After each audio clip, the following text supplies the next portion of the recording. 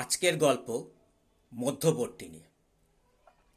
এই গল্পের পটভূমিকা বহু বছর আগের। সেই সময় পুরুষদের দ্বিতীয় বিবাহ আইনসিদ্ধ ছিল। পুরুষরা ইচ্ছা করলে স্ত্রী বর্তমান থাকা সত্ত্বেও দ্বিতীয়বার বিয়ে করতে পারতেন। সেই সময় ২৪ পরগনা জেলার স্বরূপনগর গ্রামে বাস করতেন রূপ চৌধুরী এবং তার স্ত্রী সর্বাণী দেবী। রূপ চৌধুরীর বয়স প্রায় ৪৫ বছর, তার স্ত্রী সর্বাণী দেবীর বয়সও প্রায় ৩৫ বছর।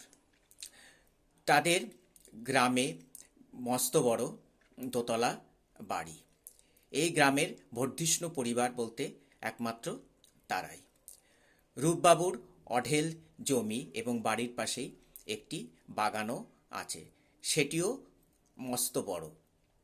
এছাড়া রূপবাবুর একটি বড় ব্যবসাও ছিল, যার ফলে তাদের টাকা পয়সা কোনো কিছুরই অভাব ছিল না। তাদের সংসারে একমাত্র অভাব ছিল একটি সন্তানের। সর্বাণী দেবীর কোনো সন্তান ছিল না। সর্বাণী দেবীর বিয়ে হয়েছে প্রায় ২০ বছর হলো। তার বিয়ে হয়েছিল ১৫ বছর বয়সে।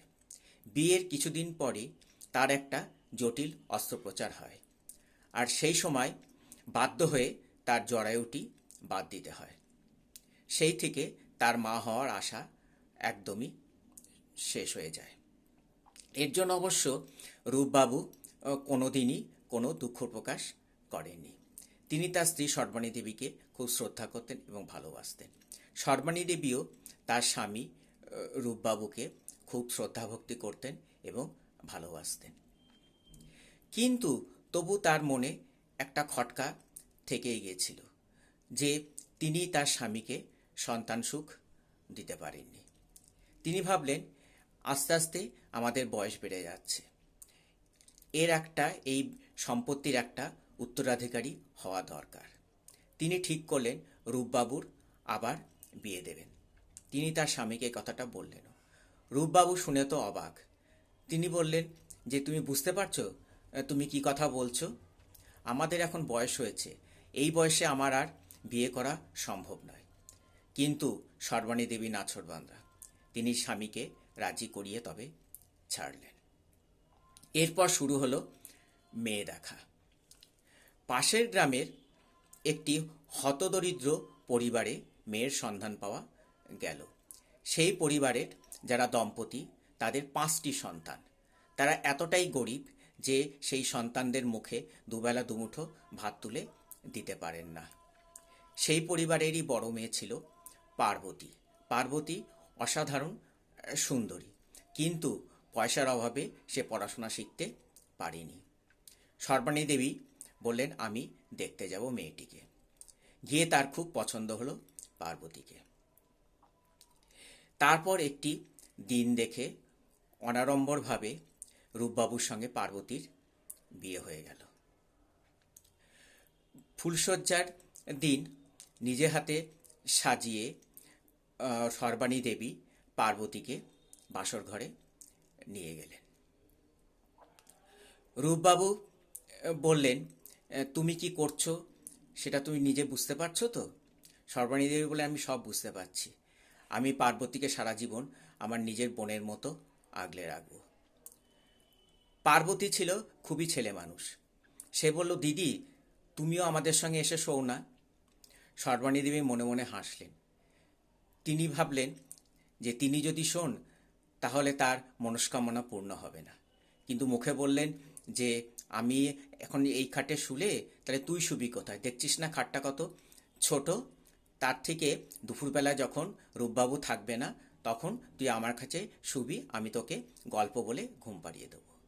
এই বলে তিনি রূপবাবুকে ঘরে ঢুকিয়ে দরজা বাইরে থেকে বন্ধ করে দিলেন। সবার অজান্তে তার চোখ দিয়ে হয়তো দুফোঁটা জলও গড়িয়ে পড়ল।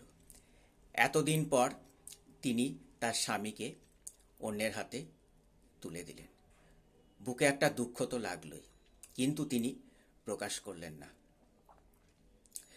পার্বতী ছেলে মানুষ হওয়াতে খুব চঞ্চল ছিল। সারাদিন সে কখনো গাছে উঠে বসে থাকতো, কখনো বা বাছুরদের সাথে খেলা করত, কখনো বা পাখির পেছনে দৌড়ে বেড়াতো। সর্বাণী দেবী তাকে নিজের মেয়ের মতো স্নান করিয়ে দেওয়া, খাইয়ে দেওয়া, ঘুম পাড়িয়ে দেওয়া সব কিছুই করত। এর কিছুদিন পর তার পার্বতীকে দেখে মনে একটু খটকা লাগলো। তিনি নিজে মা হতে পারেননি ঠিকই, কিন্তু তবুও তো তিনি একজন মেয়ে। তিনি তার স্বামীকে কথাটা বললেন। সেই মতো ডাক্তারও ডেকে আনা হলো। ডাক্তারবাবু পার্বতীকে দেখে বললেন, বড় মা, একটা খুশির খবর আছে, ছোট মা মা হতে চলেছে। সর্বাণী দেবী খুব মনে আনন্দ পেলেন, না, এবার ভগবান তার মনস্কামনা পূর্ণ করেছে। কিন্তু তিনি জানেন না যে ভগবান তার জন্য অন্যরকম কিছু ভেবে রেখেছেন। নির্দিষ্ট দিনে পার্বতীর একটি পুত্র সন্তান প্রসব করলেন। পুত্র সন্তানটি পরম সযত্নে সর্বাণী দেবী কোলে তুলে নিলেন। কিন্তু পার্বতী অল্প বয়সে মা হওয়ার কারণেই হোক বা শারীরিক দুর্বলতার কারণেই হোক, সে অসুস্থ হয়ে পড়ল। সর্বাণী দেবী পরম যত্নে ছেলেটিকে এবং পার্বতীকে সেবা যত্ন করতে লাগলেন। তিনি ছেলেটির নাম রাখলেন আদর। কিন্তু পার্বতী সুস্থ হওয়ার কোনো লক্ষণই দেখা গেল না। সে আস্তে আস্তে আরও অসুস্থ হয়ে পড়ল। ঠিক আদরের যখন 1 বছর বয়স, তখন পার্বতী মারা গেল। সর্বাণী দেবী আদরকে নিজের সন্তানের মতনই মানুষ করতে লাগলো। রূপবাবু বলল, ভগবান হয়তো পার্বতীর মধ্যে দিয়েই তোমার সন্তান সুখ পাইয়ে দিল। সর্বাণী দেবী বললেন, হয়তো তাই হবে। তিনি একদিকে যেমন পার্বতীর জন্য কেঁদে বুক ভাসাতে লাগলেন, অন্যদিকে তিনি পরম যত্নে আদরকে মানুষ করতে লাগলেন।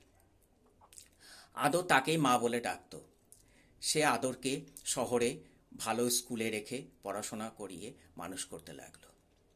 আদর বড় হলো এবং বিদেশে পড়বার সুযোগ পেল। সেদিন ছিল তার বিদেশ যাত্রার দিন। সে এসে তার বাবা এবং তার মাকে প্রণাম করল। তারপরে সে সর্বাণী পার্বতীর ছবির দিকে এগিয়ে গেল। সে পার্বতীকে ছোটো মা বলতো। তারপর সে তার ছোটো মার ছবিতে প্রণাম করে বাবার সাথে বিমানবন্দরের দিকে যাত্রা করল। সর্বাণী দেবী বলল, তুই তো চলে গেলি, কিন্তু তোর ছেলেকে দেখ, আমি ঠিক মানুষের মতো মানুষ করেছি। আজ সে বিদেশ যাচ্ছে। তুই যেখানেই থাকিস, তুই আশীর্বাদ কর, তোর ছেলে যেন দীর্ঘজীবী হয়। এই বলে তিনি পার্বতীর ছবিটাকে আঁকড়ে ধরে কেঁদে বুক ভাসাতে লাগলেন।